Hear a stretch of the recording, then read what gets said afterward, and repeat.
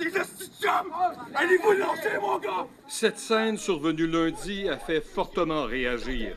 On s'entend tous là, sur le fait qu'on ne peut pas cautionner le fait qu'un parent décide de se faire justice lui-même. Comme policier, premièrement, c'est très clair. On ne peut pas se faire justice soi-même. On ne vit pas dans une société comme ça. On est sans nous, là, je te dis de le faire! Le père a défendu l'un de ses deux fils qui ont été victimes d'intimidation. Messieurs, dames, bonjour. Pierre le prof, 178e. Et comment parvenir à faire le tour de tous les problèmes qui affectent la société québécoise en ce moment avec une capsule de 20 minutes une fois par semaine, comme j'essaie de le faire, tant bien que mal. Mais évidemment, il y a des sujets incontournables. On revient sur cet incident-là qui remonte aux journées de la Saint-Valentin, je pense, ironiquement. Là.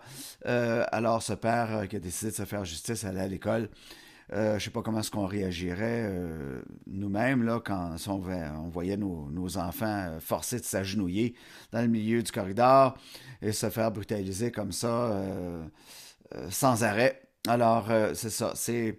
On arrive à un cul-de-sac. Là. Vous savez, quand j'ai commencé à faire des capsules vidéo, Pierre le prof est venu au monde quand on annonçait la pandémie, là, puis mon premier réflexe a été de penser à ce qui arriverait aux enfants dans les écoles avant longtemps, et puis je ne m'étais pas trompé. Évidemment, je comptais sur les enseignantes du secteur public pour se soulever puis prendre position là-dedans. En effet, je répète encore une fois qu'on les a vus plutôt s'écraser. Et là, on est obligé de faire un constat, tout le monde, là, avec l'incident qui vient de se produire à l'école du Centre éducatif des Samars, école Pierre de Lestage, je pense. On arrive à... Il faut... c'est un imbroglio. On doit casser le moule en quelque part, puis reformuler la mission sociale de l'école, des individus, du rôle que les hommes jouent dans la société, que les femmes jouent. Parce que on tourne en rond. Et puis, on va faire parler des commentateurs aujourd'hui. Et puis, on va critiquer ces commentateurs-là. Et puis, enfin, mettre le doigt sur la vraie problématique. Okay? Le problème, c'est pas la violence dans les écoles. Okay? Le problème, c'est pas la violence chez les garçons, parce que vous remarquerez qu'on tend toujours à masculiniser le problème de l'intimidation dans les écoles. Or, je peux vous garantir, moi qui ai été enseignant 35 ans, que l'intimidation et la violence n'a pas de sexe. Okay? Ça se produit d'un bord comme de l'autre. On va faire parler des intervenantes qui vont d'ailleurs mettre ça de l'avant, cette réalité-là.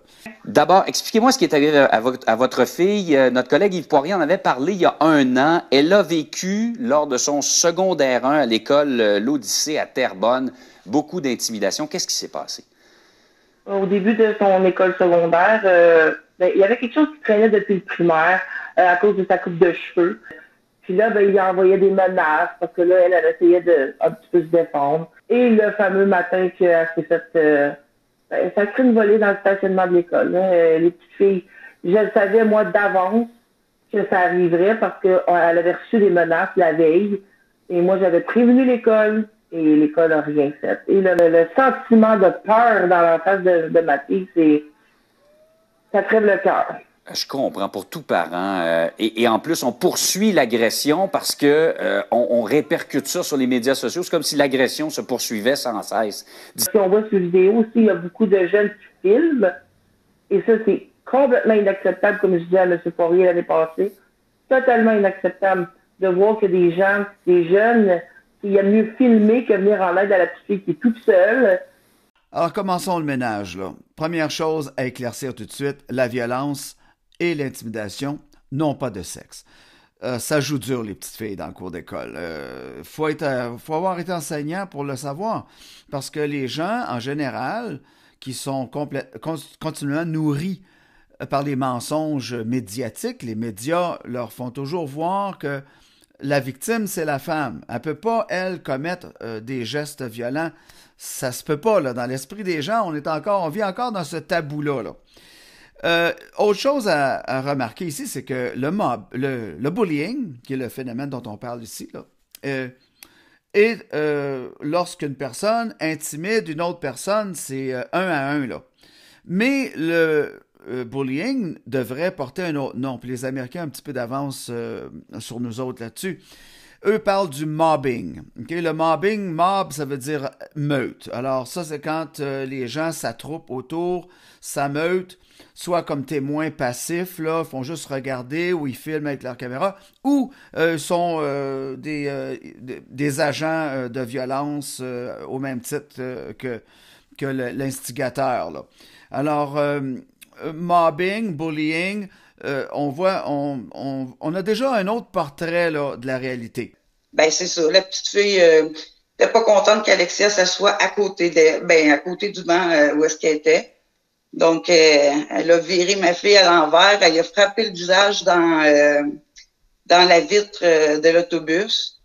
Ce qui est particulier dans votre dossier, c'est que vous, là, vous avez dit à un moment donné à Alexia, là, ça peut pas rester là. Il faut porter plainte aux criminels. C'est ça que vous avez fait.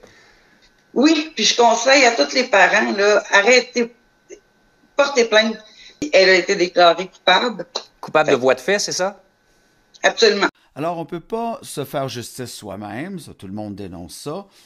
On banalise la participation des fillettes dans la dynamique de l'intimidation, autre erreur qu'on fait. Une nouvelle erreur qu'on commet, c'est quand on se met à judiciariser le phénomène de l'intimidation dans les écoles. Et ça, c'est très préoccupant parce qu'on se dirige de plus belle vers un État policier qui va vouloir tout gérer ça à notre place, là. Mais il ne faut jamais oublier qu'il n'y a probablement pas de troupeau plus cruel sur Terre qu'une bande d'adolescents qui décident d'en persécuter un. Et il faut une réaction ferme du monde adulte. Et il n'y a aucune complaisance envers les petits voyous, quels qu'ils soient, qui participent à quelque chose d'aussi barbare. C'est mon côté pessimiste sur la bête humaine. Je pense que de temps en temps, quand la barbarie s'exprime, il faut un non ferme des autorités. Pas on te comprend ce qui t'a poussé là. Non, il faut m'emmener savoir dire non. Et les adultes ont un rôle à jouer. Ah, Mathieu Bock-Côté qui peut pas mieux incarner cette bêtise-là, cette dérive-là vers laquelle on se dirige, justement, de devenir tellement intolérant. Vous savez, la politique de la tolérance zéro, c'est juste une façon de devenir une société intolérante, où seulement la police puis l'armée peuvent entrer puis régler les problèmes, quand c'est notre responsabilité de le faire. Responsabilité des parents qui se déchargent de leurs responsabilités, mandatent l'école de travailler à leur place. Après ça, quand il y a des problèmes à l'école, ils sont surpris. Alors, c'est ça, c'est un triangle. J'appelle ça le triangle des Bermudes. Bon, je vais y revenir dans quelques secondes. Mais ici, l'erreur qu'on fait, c'est de nourrir la mentalité tolérance zéro. Alors, Mathieu Bock-Côté, là, il manque d'intelligence émotive, là. Il y a un très mauvais contrôle sur ses émotions. On le sent très perturbé. Ça ferait pas un bon prof, ça, dans une école, là, ni un bon éducateur. Il est trop personnellement affecté par ça, là. Tu vois qu'il a probablement été un enfant brutalisé dans le cours d'école. D'ailleurs, j'en fais des projections, là, mais vous savez, on devient juge de caractère. Ah, moi, j'ai été prof longtemps. Je le vois dans le cours d'école quand il était jeune, Mathieu Bock-Côté.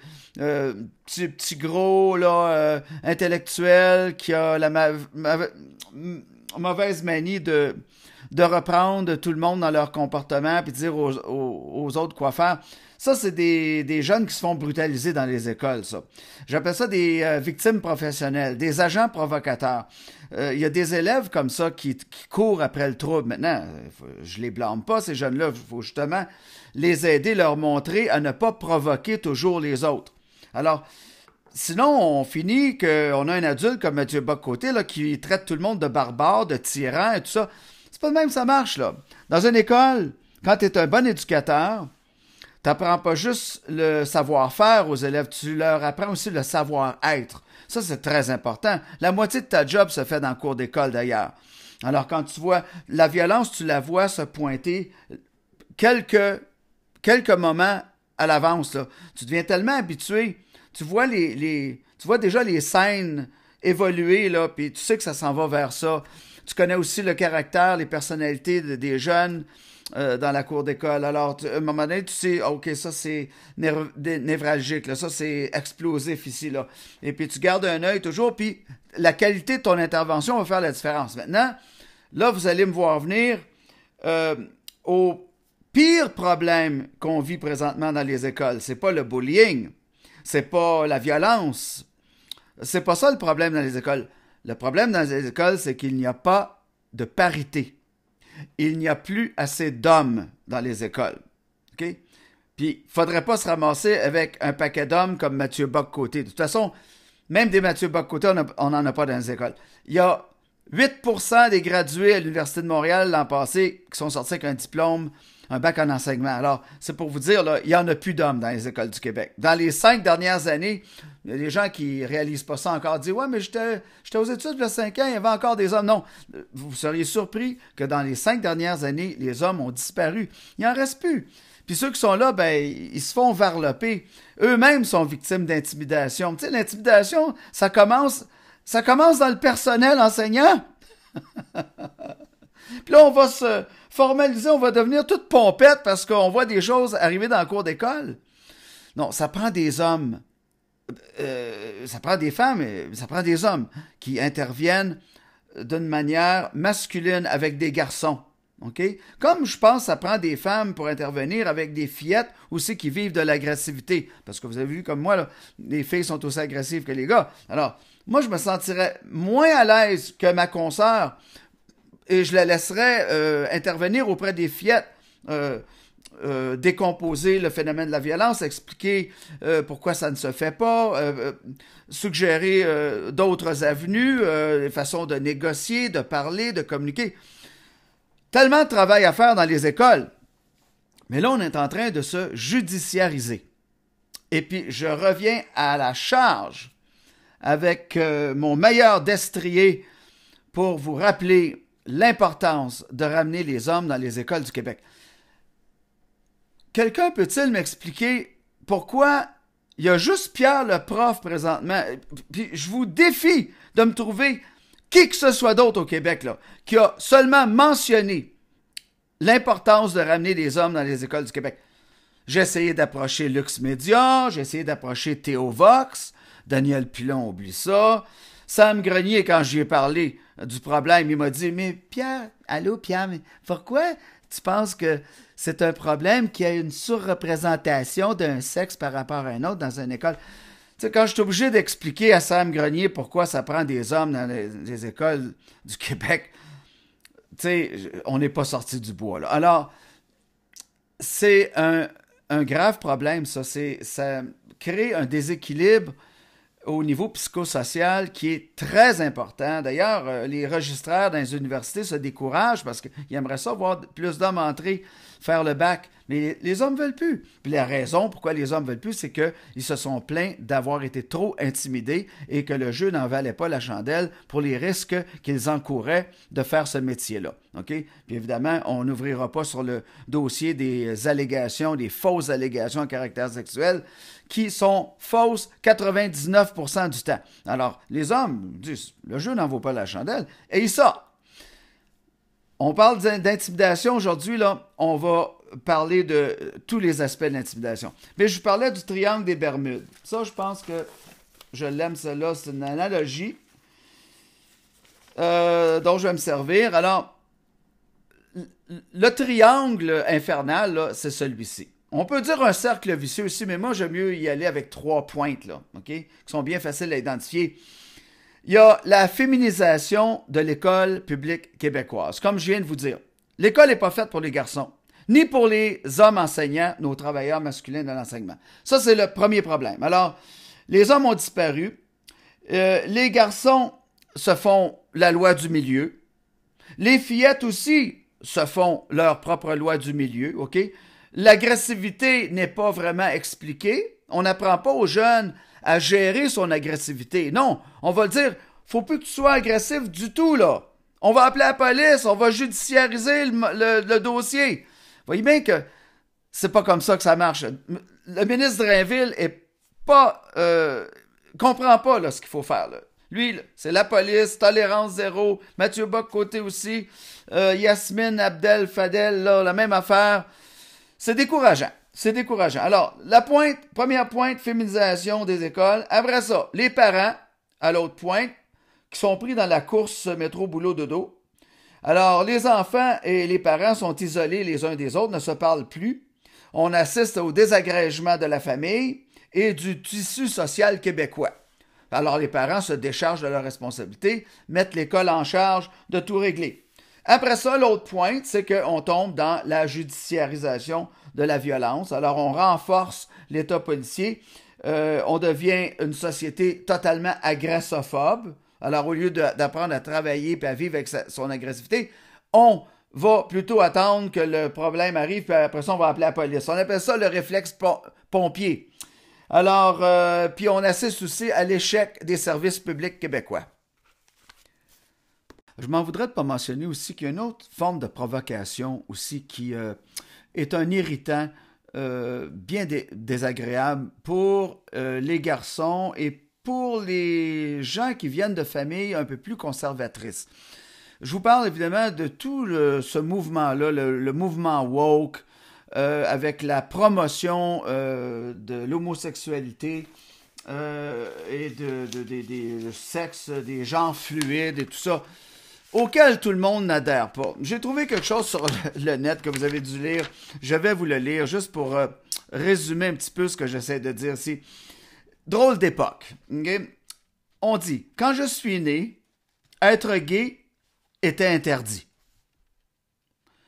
Puis, par la suite, c'était toléré, mais en secret. Ensuite, c'était accepté publiquement. Et aujourd'hui, c'est devenu une fierté.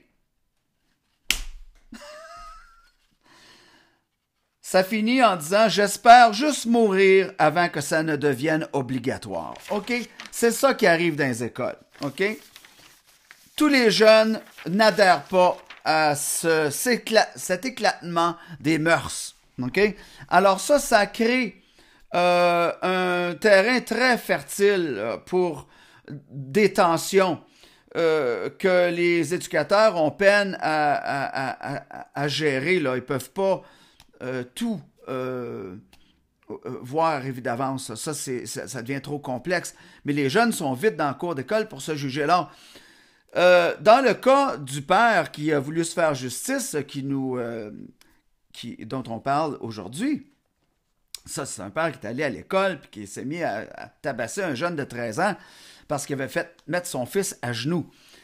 Et puis là, quand on étudie l'histoire un peu, on se rend compte que les deux fils du monsieur en question, je pense, sont gays. Parce qu'ils parlent de leur orientation sexuelle et tout ça. Alors, tu sais, c'est pas... on ne fait pas l'apologie de la violence envers l'homosexualité, c'est pas ça du tout. Les homosexuels, c'est des gens merveilleux, des fois, comme il y en a des mauvais, là. Mais ce sont des êtres humains fascinants. Moi, j'en ai côtoyé toute ma vie. Mais j'avais la chance d'être entouré d'homosexuels qui passaient pas leur temps à s'en vanter. Okay? Ils restaient discrets quant à leur orientation, premièrement. Ils n'avaient pas à le dire. Ça ne regarde pas personne, c'est leur vie. Et je trouvais ça vraiment courtois de leur part, malgré qu'on s'en doutait, tout le monde le savait, mais il n'y avait pas de scène, il n'y avait pas de spectacle, on ne s'offrait pas un spectacle. J'ai jamais vu deux hommes s'embrasser devant moi, j'aurais pas aimé ça. Et ils le savaient. Parce que pour moi, c'est contre nature, je ne suis pas à l'aise avec ça. Alors, dans les écoles, présentement, on force ce discours-là. On le force dans le fond du gosier de tout le monde. Et puis, ce n'est pas réaliste à la fois et acceptable en même temps. Il faut changer le discours. Là. Québec solidaire, je prie toutes les saintes espèces et puis le peu de foi qui me reste pour que Québec solidaire n'entre jamais au pouvoir, parce que ça serait pire que les caquistes. Là. Je veux dire, on n'a pas grand-chose au Québec pour se sortir du trou. Hein. Sur la scène fédérale, il y a beaucoup plus de bonnes options, là, mais au Québec, là, moi, je comprends les 18 000 personnes qui sont parties s'installer en Alberta l'année dernière. Maintenant, il ne faut pas oublier de mentionner que les élèves s'intimident pour n'importe quelle raison, là. La liste est tellement longue. Ça peut être la couleur des cheveux, ça peut être des taches de naissance placées au mauvais endroit, trop petit, trop gros, trop grand, trop maigre, d'une autre culture. Je veux dire, les jeunes vont se tester comme ça. Et c'est normal. Vous comprenez que l'agressivité fait partie des outils avec lesquels on doit travailler parce que les jeunes vont se mesurer, ça c'est sûr et certain. Et ils apprennent d'ailleurs à le faire. C'est ça la beauté de la jeunesse, c'est qu'elle apprend à se mesurer, à s'ajuster. Alors c'est important d'avoir les ressources. Non, ce n'est pas le plan de lutte à l'intimidation qu'ils ont voté en 2006. Ils ont injecté 30 millions de dollars dans les écoles. Comprenez que tout ça, c'est de l'argent gaspillé, c'est encore des belles paroles, des vœux pieux. Si vous faites ça juste avec des femmes dans les écoles. Parce que là, ce que vous avez créé, c'est un ghetto féminin, avec des intervenantes qui ne sont pas équipées pour gérer toutes les situations qui sont devant elles. Ça, c'est à part le fait que le quart d'entre elles vont faire des burn-out avant 3 ans et vont quitter la profession complètement avant 5 ans. Des choses que vous m'avez déjà entendu dire. Alors, le problème de la gestion de la violence commence par avoir une parité, comme je le disais tout à l'heure. On doit aussi tenir compte que les jeunes, il y a des jeunes qui ne cherchent pas du tout la bagarre, là, sont très muets, très discrets, ils marchent le long des murs, sont gênés, sont timides. Alors, c'est pas tout le monde qui sont équipés pour se défendre. Et ils vont se faire attaquer, ces gens-là. C'est normal. Ça, c'est dans la nature animale et humaine-animale, appelez ça comme vous voulez. C'est des étapes, c'est des passages qu'on doit traverser. On n'a pas le choix, là. Puis j'en ai fait les frais, je suis certain que vous avez vos histoires. Vous autres aussi, vous me les écrirez dans vos commentaires, je vous jure que je vais toutes les lire. Les histoires d'intimidation que vous avez vécues dans votre jeunesse. Hey, ça, là, même si vous m'écrivez 500 mots chaque, puis j'ai 500 commentaires, je vous jure que je les lis tous et je réponds à tout le monde. OK? Parce que c'est tellement là que le bas blesse. OK? C'est parce que c'est la fondation de l'échafaudage social qui nous attend. Après ça, ces jeunes-là qui ont été tabassés, ben ça va finir comme des Mathieu Bock-Côté frustrés ou des personnes qui ont des égos faibles, qui sont pas capables de s'affirmer, de se défendre. Non, ben c'est justement, tu as de la misère, tu te fais attaquer, parfait, viens, on va en parler, puis je vais te montrer quoi faire. Faut surtout encourager les jeunes à sortir de leur coquille et qu'ils en parlent. C'est ça, là, c'est le plus grand défi, je pense, qu'attend les enseignants puis les éducateurs, c'est de mettre le jeune à en confiance pour le faire révéler. Il faut pas qu'ils gardent ça en dedans. Puis on sait, ces jeunes-là vont à la maison, puis ils continuent à garder ça en dedans. Puis c'est comme ça que ça finit en suicide. Alors, plus d'hommes dans les écoles, apprendre à gérer l'agressivité et non l'éteindre. Vous allez toujours m'entendre dire les mêmes choses. Amener des mesures de discrimination renversées, c'est-à-dire des programmes d'accès à l'égalité pour ramener les hommes dans les milieux de l'enseignement au Québec et de façon urgente. OK? Il faut qu'il y ait une parité là. Sinon, ben, on va remettre tous les petits gars dans des écoles avec des hommes, toutes les petites filles dans des écoles avec des femmes. Comme ça se faisait dans l'ancien temps. Mais si on est pour encourager la mixité, ben, Colin, assurez-vous de me montrer une parité en quelque part. C'est drôle, on n'entend pas les féministes gueuler bien fort que les hommes soient disparus de l'enseignement. Même que je pense qu'ils prennent ça comme une victoire, eux autres. Un signe qu'ils sont supérieurs, là, plus intelligents. Ben oui, c'est ça. L'intimidation dont on parle aujourd'hui, m'entendez-vous? Lisez-vous entre les lignes, l'intimidation, il y en a dans les écoles. Vous pourriez même pas imaginer à quel point. OK? Puis comme enseignant, là, vous devez savoir que je ne l'ai pas eu plus facile que personne, là. J'ai eu des tensions dans le personnel enseignant. Il y a toutes sortes de tensions. Il y a des gens qui s'aiment, qui s'adorent, puis il y en a d'autres qui s'haïssent. Puis, tu sais, c'est sans raison, là. Tu cherches la justification, mais c'est comme ça, les êtres humains.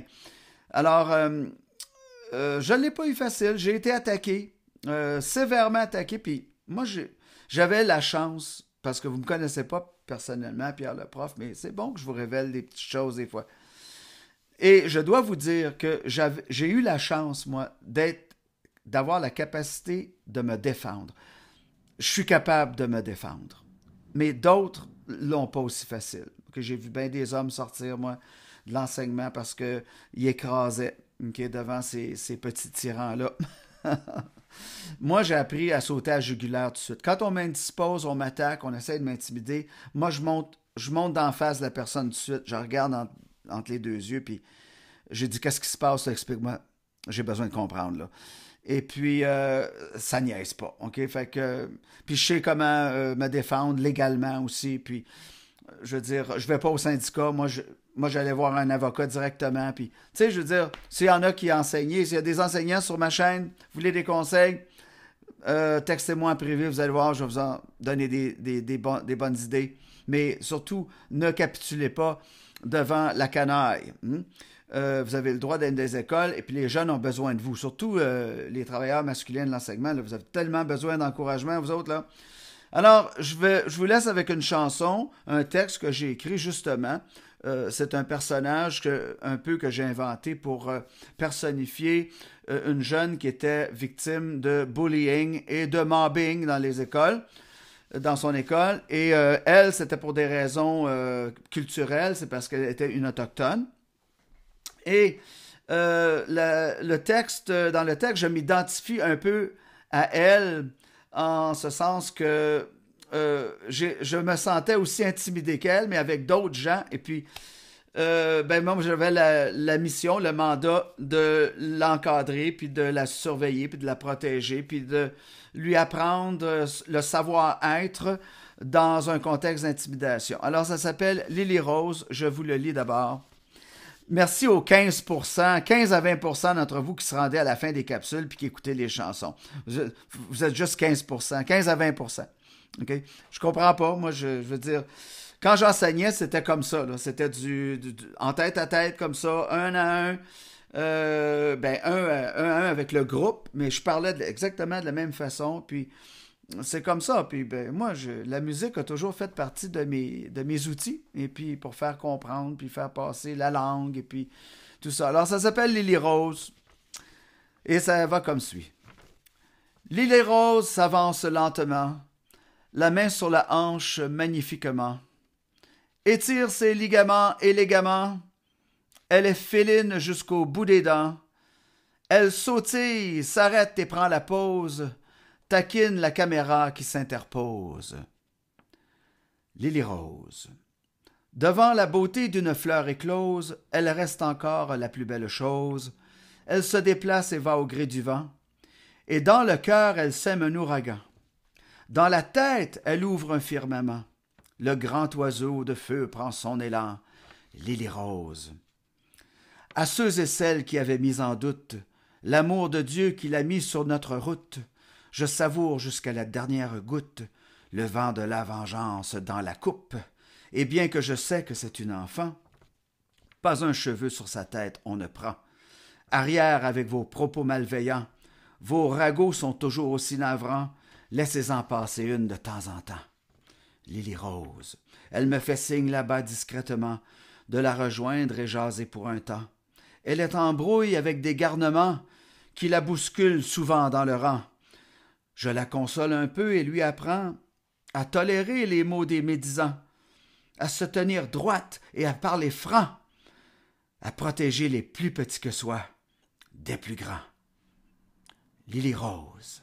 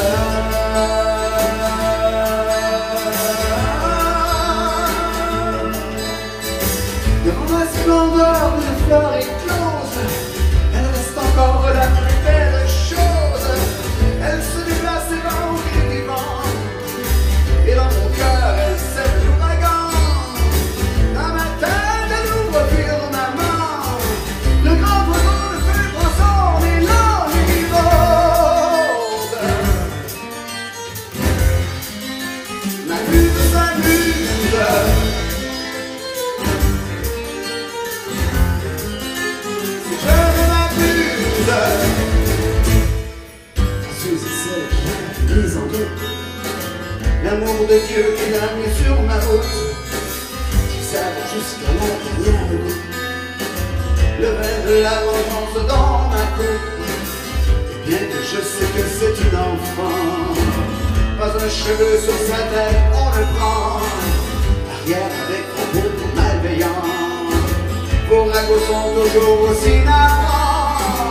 Laissez-en passer de temps en temps.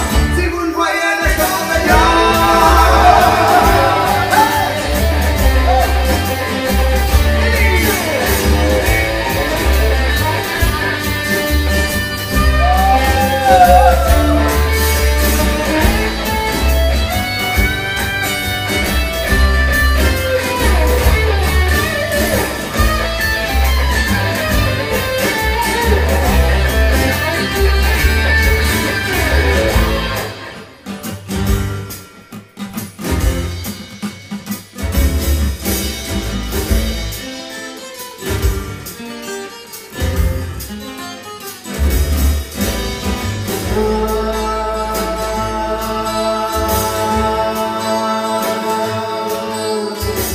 Elle me fait signe là-bas discrètement de la rejoindre, jaser pour un temps. Elle est en brouille avec un garnement qui la poursuit souvent dans le rang. Je la poursuis.